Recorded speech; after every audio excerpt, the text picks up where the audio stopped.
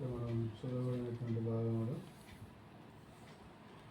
తమ ఆలోచనలు అనుసరించి చెడు మార్గం నడుచుకొని లోబడనొల్లని ప్రజల వైపు జనమంతయు నా చేతులు చాపుచూ ఉన్నాను. ఇక్కడ దేవునికి లోబడిన వారు, దేవుని యొక్క చిత్తానుసారంగా జీవించినటువంటి వారు, దేవుని యొక్క వాక్యానుసారంగా జీవించినటువంటి వారు, వాక్యానుసారంగా నడవనటువంటి వారు, వారితో ప్రభువు చదివిస్తూ ఉన్నాడు. చెడు మార్గంలో నడుచుకొనొచ్చు లోబడని వల్లనే ప్రజల వైపు దినమంతయు చేతులు చాపుచూ ఉన్నాడు. ఈ లోకంలో చెడు మార్గంలో నడిచే వారి కొరకు, లోబడని వల్లని వారి కొరకు ప్రభువు తన చేతులు చాపుచూ ఉన్నారు. కారణం ఎందుకు? ప్రయాసపడి భారం మోసుకొస్తున్న సమస్యల ద్వారా నా దగ్గరకు రండి, నేను మీకు విశ్రాంతి కలిగజేస్తున్నాను అంటున్నాను. కనుక మీరు మరి దేవునికి వ్యతిరేకంగా నడుస్తూ ఉన్నారు, దేవునికి లోపడకుండా నడుస్తూ ఉన్నారు. అందుకే యేసు ప్రభు నశించిన దానిని వెతికి రక్షించడానికి మనిషి కుమారుడిగా నేను ఈ లోకానికి వచ్చినాను అంటూ ఉన్నాను. ఆయనే సర్వాధికారి అయినటువంటి దేవుడు కనుక సర్వ సృష్టికి ఆధారం ఉంది. కలిగి ఉన్నది ఏది ఆయన లేకుండా కలుగలేదు అని దేవుని వాక్యం చదివిస్తుంది. కనుక తండ్రి, కుమార, పరిశుద్ధాత్మ, తండ్రి కాలం, పరిశుద్ధ కుమారుని కాలం అది ముగించబడింది. ఇప్పుడు పరిశుద్ధాత్మ కాలంలో మనం ఉన్నాం.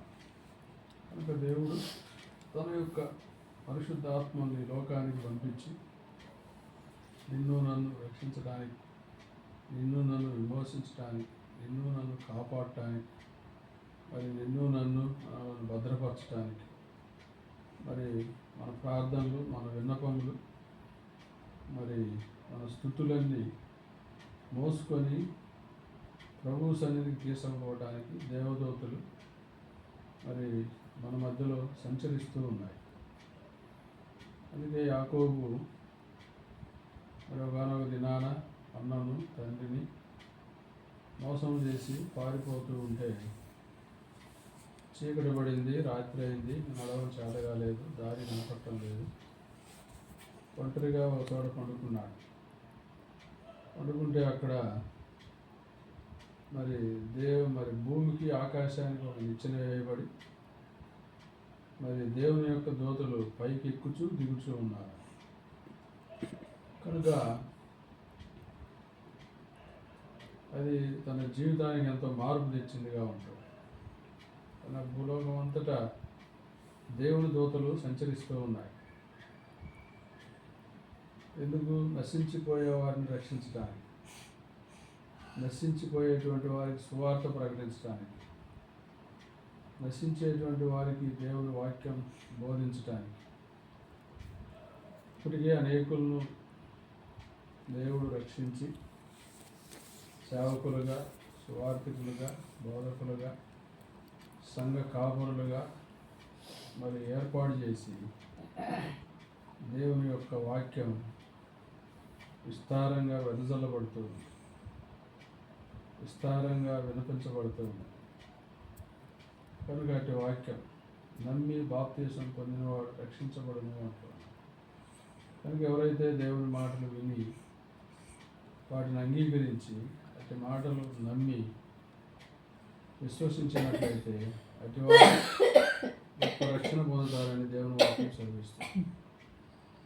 కనుక ఎవరు ఈ లోబడనులను ప్రజలు ఎలా ఉంటారు అని మనం గమనిస్తూ వచ్చినట్లయితే వారి కార్యములన్నీ దేవునికి వ్యతిరేకంగా కనబడుతూ ఉన్నాయి. అందుకే వాళ్ళు అంటారంట, మా దాపునకు రావద్దు, ఎడమగా ఉండము, నీకంటే మేము పరిశుద్ధులమని చెప్పుదు. మీరు నా రాశకారంధ్రములకు పొగవలెను, దినమంతయు మండుచుండు అగ్నివలెను ఉన్నారు. కనుక ఈ ప్రజలు పొగవలే ఉన్నారంట. కనుక దేవుని యొక్క కోపాన్ని రేపుతూ, ఆయనకు దుఃఖాన్ని కలిగిస్తూ, మరి ఎంతో అందుకు ఇక్కడ అంటున్నాడు, నేను మాటలాడగా మీరు ఆలకింపగా, నేను పిలవగా మీరు ఉత్తరం ఇయ్యలేదు, నా దృష్టికి చెడ్డదైన దాన్ని చేసి తిరిగి నాకు ఇష్టము కాని దాన్ని కోరి తిరిగి అంటున్నాడు. కనుక దేవుని యొక్క పోలికలో మానవుణ్ణి పుట్టించినాడు, సృజించినాడు, పురుషుడిగా స్త్రీగా చేసినాడు. అయితే మానవుడి కొరకు, ఆయన సృజించినటువంటి మానవుడి కొరకు మరి సూర్యుడిని, చంద్రుడిని, మరి ఆకాశ నక్షత్రాలను, చెట్లను, ఫలాలను, జంతువులను, పక్షులను, మరి సముద్రాలను, నీరు అన్నీ సమృద్ధిగా ఇచ్చినటువంటి దేవుడు. అన్నీ ఇచ్చి మరి మీరు జాగ్రత్తగా నా యందు భయభక్తులు కలిగి ఉండండి అంటే, మరి వారి ఆలోచనలను అనుసరించి, అందుకే తమ ఆలోచనలను అనుసరించి చెడు మార్గం నడుచుకోవచ్చు. అందుకే తండ్రిని విడిచినటువంటి కుమారుడు తండ్రి ఇంట్లో ఉన్నప్పుడు అంతా సమృద్ధి. అయితే అతను అంటున్నాడు, తండ్రి నాకు వచ్చే భాగం నాకు ఇవ్వు, నేను దూర దేశానికి వెళ్ళి వ్యాపారం చేసి ఇంకా అధిక డబ్బు సంపాదించుకొని వస్తాను అని పోయినాడు. తనకు వచ్చే భాగం అంతా తీసుకొని పోయినాడు. మరి తిరుగుబోతులతో, త్రాగుబోతులతో, జోదగాళ్ళతో, వ్యభిచారులతో, నానా విధమైనటువంటి వారందరితో సహవాసం చేసి దేశమైందంతా కాజేసుకొని తుదకు పందులు తినేటువంటి పొట్టు తినటానికి ఇష్టపడిన వాడిగా ఉంటూ ఉన్నాడు. అప్పుడు బుద్ధి వచ్చింది వాడు.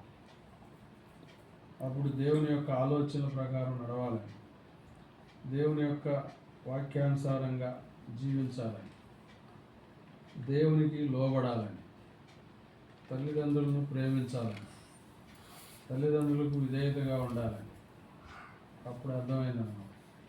అందుకే ఇక్కడ నేను మాటలాడగా మీరు ఆలకింపక, నా దృష్టికి చెడ్డదైన దాన్ని చేసి నాకు ఇష్టం కాని దాన్ని కోరి తిరిగి. కనుక దేవునికి ఇష్టం దాన్ని కోరుకొని తను తండ్రిని విడిచి, తల్లిని విడిచి, అన్నదమ్ములను, అక్క చెల్లెల కుటుంబాన్ని విడిచి దూర ప్రాంతానికి వెళ్ళిపోయి చెడిపోయిన తర్వాత అప్పుడు గుర్తొచ్చింది. అందుకే లోబడని వాళ్ళని ప్రజల వైపు నా చేతులు దినమంతయు చాపుతూ ఉన్నాయి. కనుక ప్రేమ కలిగినటువంటి దేవుడు మరి తండ్రి కుమారుని దూరంగా చూసి గుర్తుపట్టి పరిగెత్తుకుంటూ పోయి మెడ మీద పడి ముద్దు పెట్టుకుంటూ ఉన్నాడు. ఎలాంటి పరిస్థితిలో? చినిగిపోయిన బట్టలు, మాసిపోయిన తల, స్నానం చేయనటువంటి శరీరం, దుర్వాసన కొడుతున్నటువంటి ఆ కుమారుడి దగ్గరికి తండ్రి పరిగెత్తుకుంటూ పోయి హత్తుకొని మెడ మీద పడి ముందు పెట్టి, మన పరమ తండ్రి అయిన దేవుని ప్రేమ ఎంతో గొప్పది. అందుకే దేవుడు అంటున్నాడు, దేవుడు లోకమును ఎంతో ప్రేమించున్నాడు. కనుక ఆయన ప్రేమకు విలువ కట్టలేము, ఆ ప్రేమను కొలవలేము, ఆ ప్రేమను తూకమేయలేము. కనుక అంత గొప్ప ప్రేమ కలిగినటువంటి, కనుక మనం ఏ స్థితిలో ఉన్నా మన కొరకు ఆయన దినమంతయు చేతులు జాపుతూ, ఇంకా మనం సంపూర్ణ రక్షణ, మారు మనసు అనుభవం లేకపోతే ప్రభువారు పిలిచేటువంటి పిలుపుకు లోబడేవారిగా ఉంటాం. ఆయన చూపించేటువంటి రక్షణకు మరి సమీపంగా ఉండేవారిగా ఉంటాయి. అలా ఉండడం ద్వారా మన వ్యక్తిగత కుటుంబ జీవితంలో ఎంతో దీవెన ఆశీర్వాదం ఉండేదిగా ఉంటుంది. అందుకే ఇక్కడ అంటున్నాడు, వారు కట్టుకున్న ఇళ్లలో వేరొకరు కాపురం ఉండరు, వారు నాటుకున్న వాటిని వేరొకరు అనుభవింపరు. నా జనుల ఆయుష్యు వృక్షాయుష్యమంతా నేను ఏర్పరచుకున్న వారు తాము చేసుకుని దాని ఫలము పూర్తిగా అనుభవించు. కనుక దేవునికి ఇష్టకరంగా ఎవరమైతే ఉంటామో వారి యొక్క ఆయుష్ అంట మరి వృక్షమంతా ఉండేదిగా ఉంటుంది. కొన్ని చెట్లు ఉంటాయి, వందల సంవత్సరాల తరబడి ఉంటూ ఉంటాయి. కనుక అట్లా ఆ విధంగా ఆయుష్ పొడిగించేటువంటి దేవుడు. అంత ఆయుష్ పొడిగిస్తే అంత ఆయుష్లో సంతోషం, సమాధానం, నెమ్మది, క్షేమము కలిగించబడే దేవుడుగా ఉంటుంది. అయితే మనం ఆయనకి ఇష్టకరంగా జీవించాలి, ఆయన పిలుపుకు లోబడిన వారిగా ఉండాలి. అది ఇక్కడ అంటున్నాడు 16వ వచనం, దేశములో తనకు ఆశీర్వాదం కలగవలనని కోరువాడు నమ్మదగిన దేవుడు తను ఆశీర్వదింపవలనని కోరుకుని, దేశంలో ప్రమాణం చేయవాడు నమ్మదగిన దేవుని తోడని ప్రమాణం చేయు. పూర్వం కలిగిన బాధలు నా దృష్టికి మరువబడును, అవి నా దృష్టికి మరుగవును అంటాడు. కనుక ఆయన దీవించాలని, ఆశీర్వదించాలని మరి ఎవరైతే కోరుకుంటారో అట్టి వారిని ఆయన దీవించి ఆశీర్వదించి బలపరిచేటువంటి దేవుడుగా ఉంటాడు. కనుక అట్టి దేవుని యందు మనం సంపూర్ణ భయభక్తులు కలిగి ఆయనకి ఇష్టకరంగా జీవిస్తాం. ఆయన ఇచ్చేటువంటి దీవెన, ఆశీర్వాదం మరి మనం కలిగి ఈ లోకంలో నెమ్మదిగా ఉండేవారిగా ఉంటాం. అది ఇక్కడ అంటున్నాడు 23వ వచనంలో, వారు వృధాగా ప్రయాసపడరు, ఆకస్మికముగా కలుగు అపాయం నందుటికై పిల్లలను కనరు. వారు యెహోవా చేత ఆశీర్వదింపబడిన వారు, వారి సంతానపు వారు వారి యొద్దనే ఉంది. కనుక దేవుని యొక్క పిలుపుకు లోబడితే, ఆయన వాక్యానికి విధేయత చూస్తే రక్షణ, మారు మనసు, పాపక్షమాపణ, బాప్తిస్మం జరిగినట్లయితే యెహోవా చేత ఆశీర్వదింపబడిన వారు. కనుక ఇటు ఆశీర్వాదం కావాలి అంటే మనం దేవుని యందు సంపూర్ణ భయభక్తులు కలిగి ఆయనకి ఇష్టకరంగా జీవిస్తుంది. ఈ లోకంలో మరి మానవులం కనుక వచ్చేటువంటి కష్టాలు, శ్రమలు, నిందలు, బాధలు అన్నింటిలో కూడా ప్రభు వైపు చూస్తూ, యేసు వైపు చూస్తూ ముందుంచబడిన పందరంగంలో ఓపికతో పరిగెత్తవలసిన వారిగా ఉంటాడు.